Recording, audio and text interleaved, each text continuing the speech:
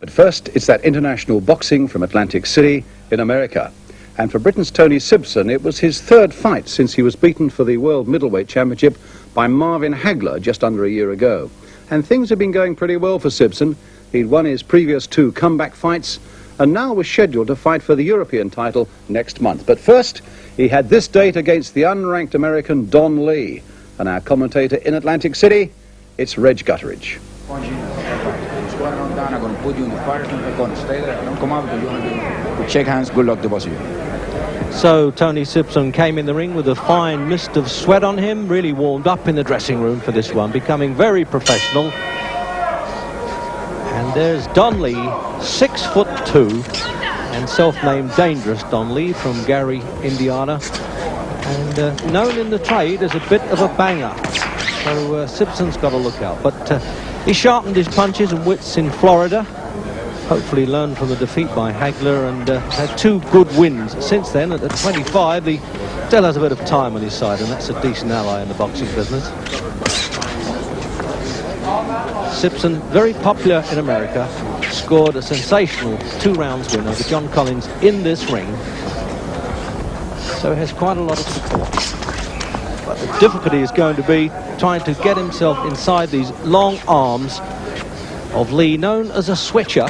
Means that he switches stance occasionally. His trainer, Don Jacobs, actually wants him to box as a southpaw, but he's come out at the start orthodox, and we'll see if he switches. Dancing around the perimeter there, referee Tony Perez from New York handled one of the Ali and Frazier fights.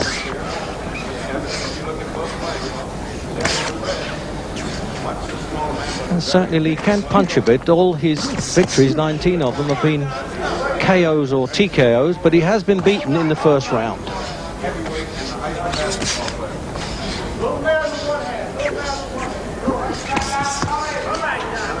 Sibson then trying to find his way in there. Doesn't like to wait too much for scouting reports in the opening round. Fires from the hip right away.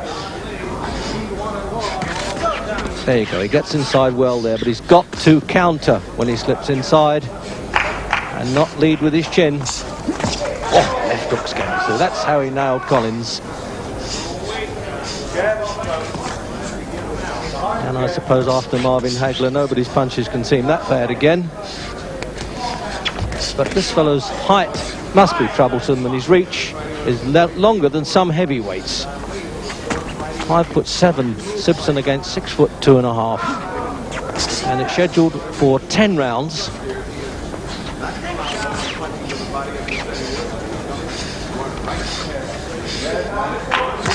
Oh, what a good shot there! His legs just went a bit. Picking the left hook well, Sibson.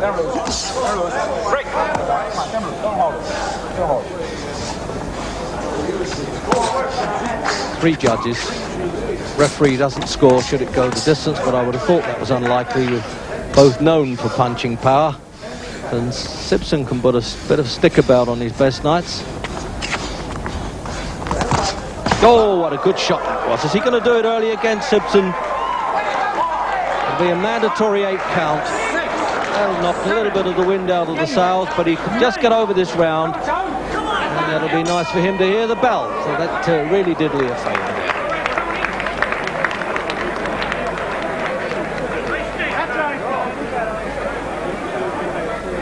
So the replay of that punch then. Slips inside, and it's right at the end. It's not even a short left hook, so that's more shock than pain there. Into the second round, and he switched to southpaw, Lee, as I thought he may. I must say that always confuses me. My family were boxing instructors, amateurs and pros, and they always hated switchers. They thought it confused them more than the opponents. But I suppose he's a bit desperate now, having taken that knockdown. So Sibson well on top.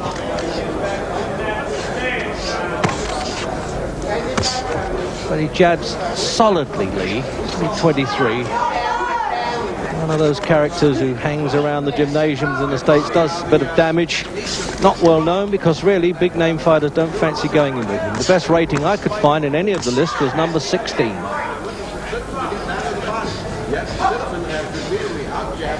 Looking sharp, Sibson now. Just moving the head about. Calls from the corner to roll the head.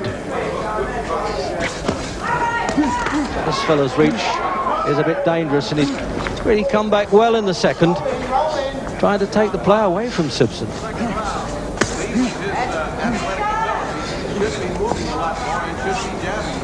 And there's one thing certainly Sibson's learned, having fought the world champion Hagler, that it's better to give than receive in this game.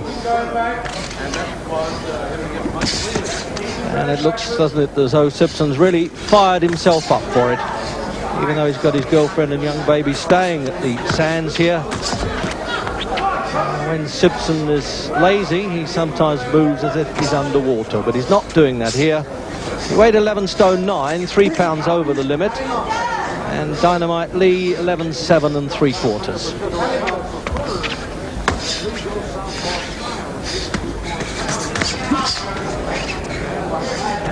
I have to be impressed with anybody who gets over a shot like that and comes back and doing his share of punching in the second round, and this American's no mug. What an awkward start he's got. I can imagine Sibson saying, hello, what have I got here? Switch his stance, and it's going to be a job getting inside these broomstick arms.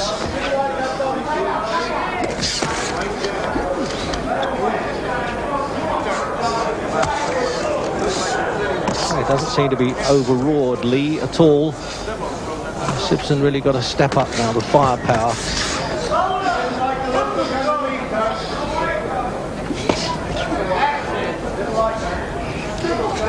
I always like that remark. Somebody called there, he didn't like that. Well, who would? Any kind of punch coming in from Sibson. Good punches to the body. He's trying to bring the opponent's guard down a bit. Sure, countdown then for the second. And in this game, toughness is not always related to winning.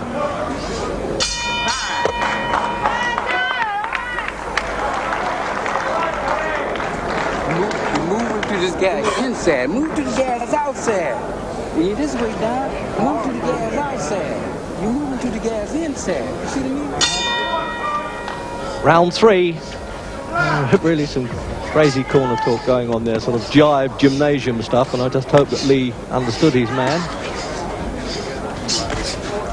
So settled down to a really good contest now, and Sibson not impetuous. He's becoming an old pro. He's had 54 fights, remember, and he's won 49 and drawn 1.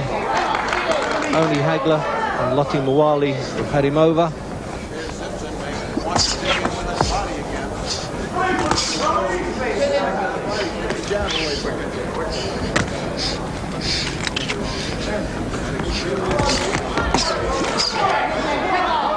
Solid stuff coming in from Sibson. Almost seems just a little bit of danger in Lee's punches as well. I think Sibson knows it. He's trying not to be too reckless. You can't hang your chin out in this business. Life really does get tough at the top, because he's still in the top 3 of the world rankings. And, sounds like there's some concern coming from Sibson's cornermen. A little bit hesitant midway through the third.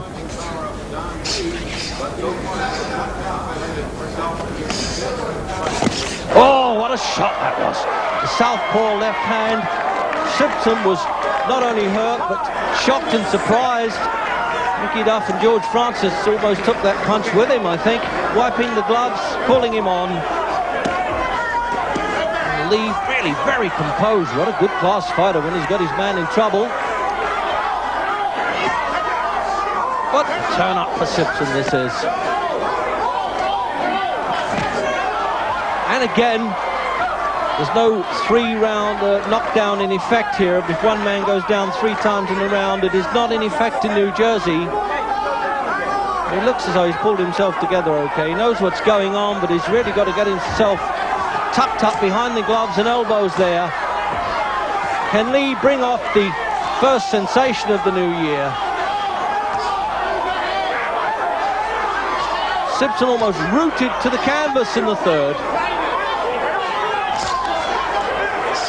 He's got plenty of heart. He'll fight his way out of it, but he's having more trouble than he can handle now. And it looks like the third knockdown. It's just as well, but he taps the referee on the back to say, hey, I'm up okay. But he's got to go through the motion of the 8 count there. That's actually done Sibson a favour. And that's one bell he was pleased to hear.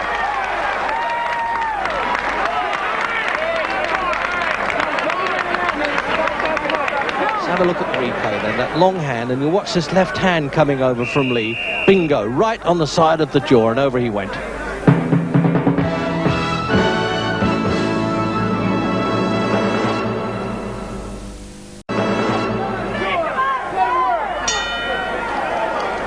Into the 4th round, and really Sibson's cornermen there, George Francis and Mickey Duff, and the manager Sam Burns behind them, have really had to get this fellow off the stool with a confident move. You've been down, but you've also had him down, they were saying. So come on, let's get back to basics, as though it's the first round all over again, and set about the business. But obviously, Lee's the one now who's confident. In most other rings in America, with those 3 knockdowns, he'd have been an automatic winner. So, as I say, you may not have heard of this fellow. In fact, it's hard to check him out, but he knows the business all right. Most of his fighting in the Midwest.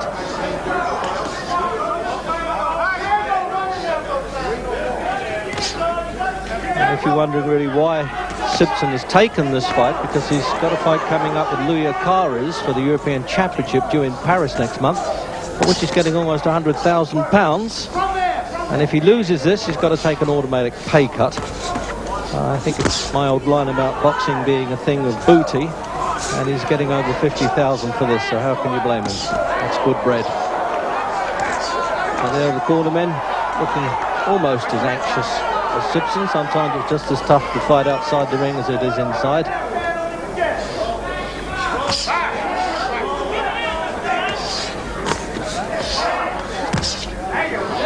I suspect that Sibson really would like to roughly up a bit, but he knows that if he wades in, he can get tagged. That's really evidence of that, all right, and I must say that nickname Dangerous bore some truth.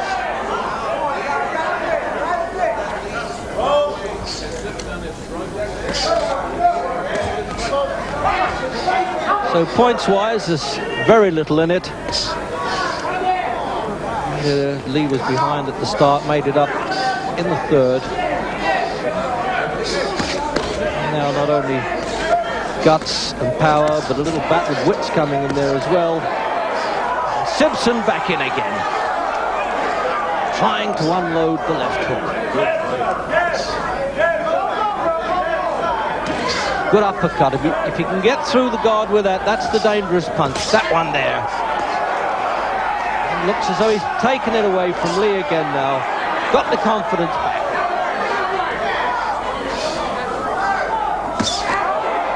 Sometimes Sibson's easygoing temperament goes against him, but when he's in this fiery mood, he takes a bit of beating. Countdown then, round 4.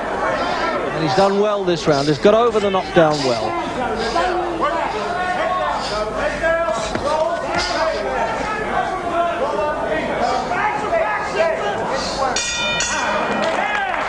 And Sibson looks at there and says, well, that wasn't so bad, was it? Very casual look about him. That was great. No, you're all right, okay? As long as you keep your head down and don't lay your head back. As long as you tuck. As long as you tuck. That was a good round, Tony. Right. You're all right now. We're going great. Yeah, it's all right. No, I ain't going to go great. Don't worry. You won't have to go. No way. Let me do that. Get a grip, yes. Turn them up.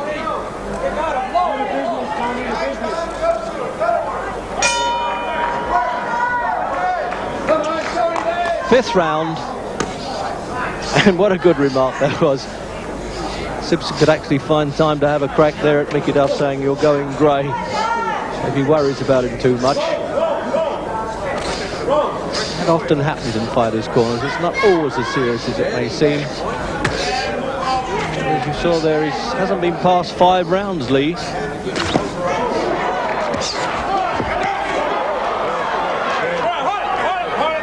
So the men in Sibson's corner there, the closest to the seat of power, as it were. Francis and Duff looks as though they've steamed him up again okay.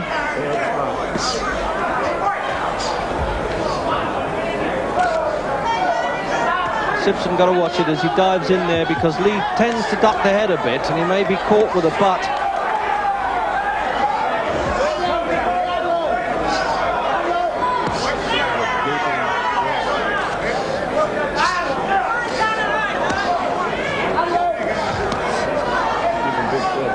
Yes, and there's some blood around Sibson's left eye. It looks a bad cut. Definitely looked a head clash to me.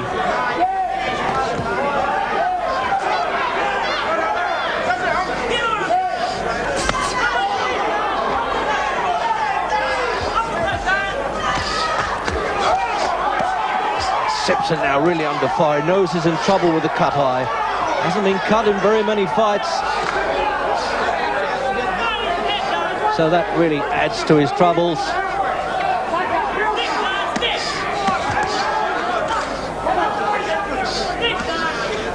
He'll have to work hard now in Sibson's corner to staunch that flow.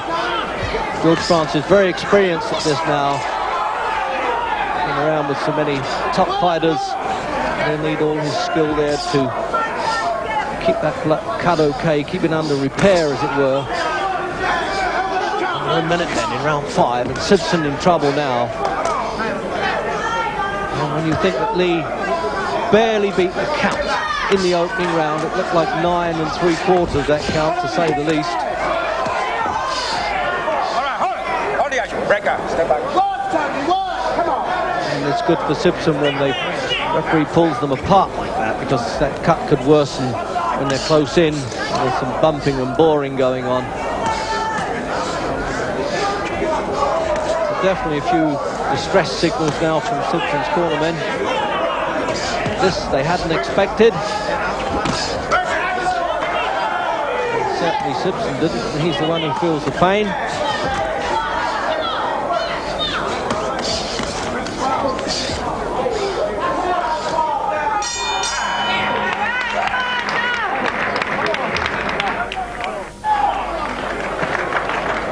Let me take a look at that. Take his gum shield, Mick. Yes, yes, no problem. Okay. Superficial. No problem. So into round 6 then, and somebody said superficial. The referee had a look at it, and he suggested to the doctor that he could come up at the end of this round and re-examine it. And it fooled me, it looks worse than that. They wasted no time in the corner there. George Francis applying the gauze, the adrenaline and some pressure. So that now puts the fight really in balance. On volume of punches, Sibson probably still ahead. The 3 knockdowns obviously went well against him there. They have a 5-point system in New Jersey.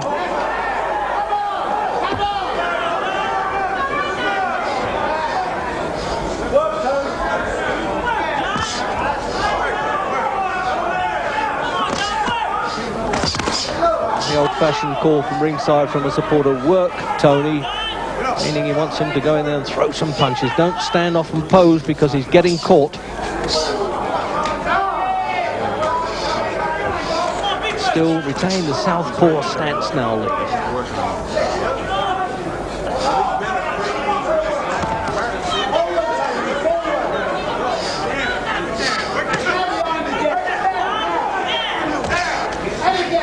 I must say Lee looks far more experienced than the guy who's only had 21 fights.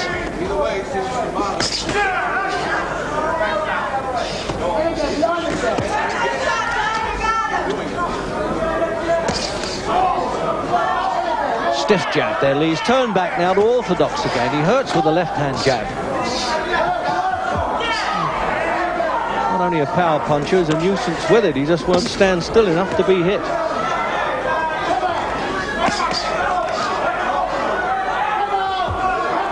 Works well to the body, Sibson, though. That's his best stuff. I think that's how he's got to do. He's got to try and bull his way through this man now. But of course, that's risking getting the cut eye worsening if he does that.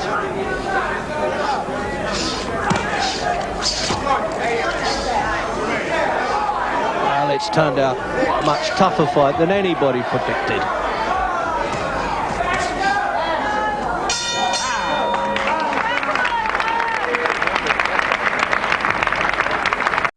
Keep your hands off the rope.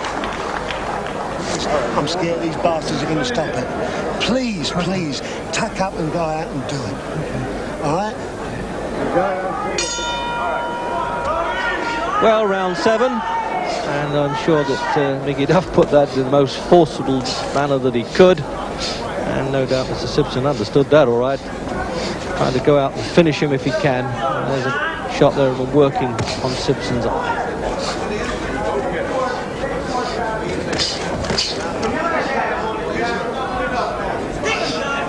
Really has patched the eye injury up well there, George Francis. I really did think that they were going to stop it at one point, but the doctor didn't even bother to go up in the corner.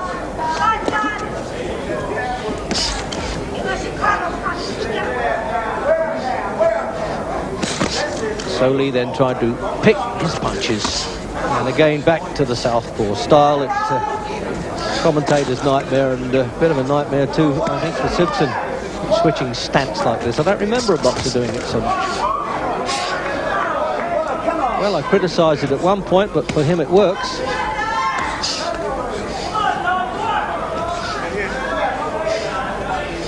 The word around the ringside is there's nothing in the pointing at all. It's fairly level, and if anything, the judges may have Sibson still a bit in front.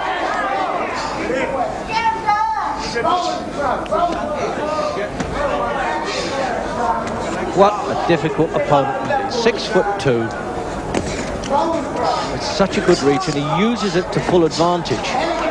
Midway then through round 7, scheduled for 10. And can Sibson hang on? Another former British and European champion. Vacated those titles to fight Marvin Hagler for the World Championship. Lost in the 6th round in America. Now wants to put himself back into the reckoning, apart from getting a very useful pay night. But if it was intended as a warm-up, as always, it's a bit too hot for him.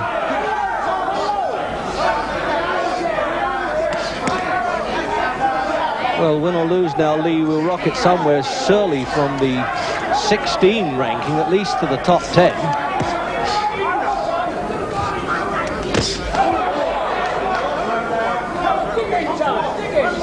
Sibson always hanging there, always gritting his teeth. Does that in every fight. Nobody's ever questioned this fellow's ticker. Remember, he knocked out Alan Minter.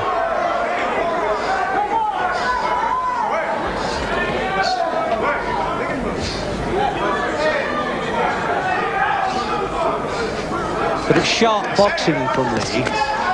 But the piling of the punches is still coming in from Sibson, especially at close quarters.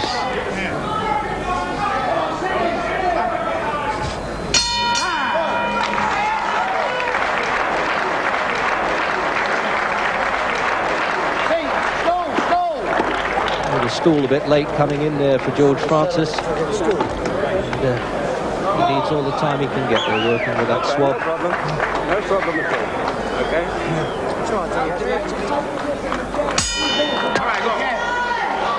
There's the bell, and it's round 8. And there you can see a little bit of greasing around Sibson's badly cut left eye, which I would have thought must probably put his fight with Louis Acares in Paris next month in doubt. Depends, of course, how quickly it heals or how he does as this fight goes on. So, punch for punch. And it's going to be a hard job to split them if this keeps up.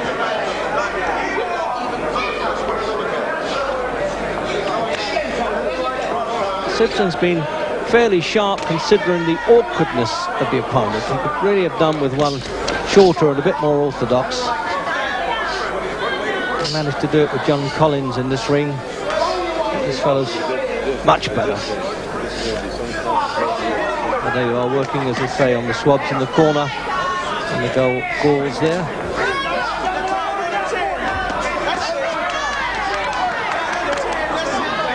Sibson under fire, but comes back again.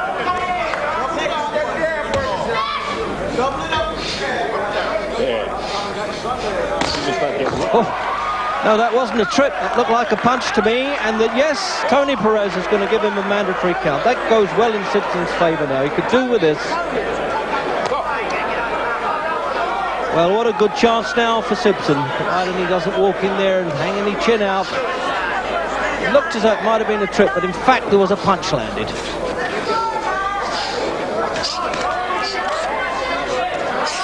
So he proved it before then that when hurt he's at most dangerously. Especially with the southpaw left hand that comes in. Comes in at an awkward angle, but Sibson now climbing on top of him. Oh, and there it is. And really the expression on Sibson's face there is, oh dear, what am I doing here? His pride's hurt, I think. And it's all over as he falls into the ropes here. Tony Perez was right. He had to stop that, and a celebration coming from Donnelly in the 8th round. Let's have a look at the replay of that one. There it is, the right hand punch. He buckles away from it. And as he goes down, he's out. And here's what he's saying to Birdie Pacheco. Now, at the end, you had him down, and then he came back and caught you with a flash knockdown. Did you think you could go on, or did you think the fight was properly stopped? Well, myself, I think it was a bit premature, because I was up and I was looking and I was cursing myself. I knew where everything was. I was cursing myself. I read all the fingers on Mickey's hand. I was all there. And I just feel sick now because I just got caught going in after I'd caught him, sort of thing. You know, he just caught me cold. Well, we all have those days, and this was certainly one for you, Tony. I remember it.